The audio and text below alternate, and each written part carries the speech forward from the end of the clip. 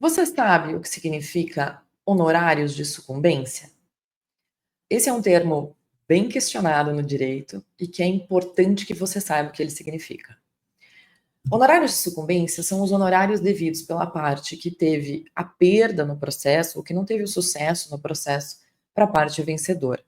Eles não são direcionados à parte diretamente, mas sim aos advogados do processo.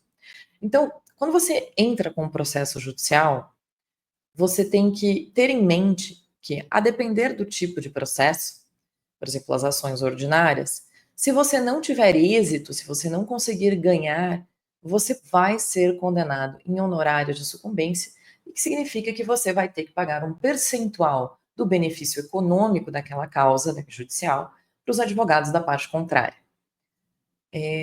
Sempre você vai ter que pagar tudo? Não. Às vezes o juiz, quando o processo não é integralmente ganho, você ganha parcialmente, ou seja, as duas partes acabam tendo benefício, ele pode dividir esses honorários de sucumbência de uma forma proporcional.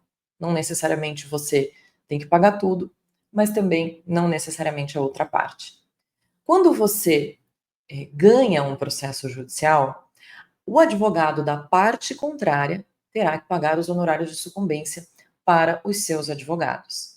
E quanto é o honorário de sucumbência? Ele vem determinado em legislação. Quando a gente está falando de processos em que não há o envolvimento da Fazenda Nacional, ou seja, de um órgão público do outro lado, nós temos uma limitação de até 20%.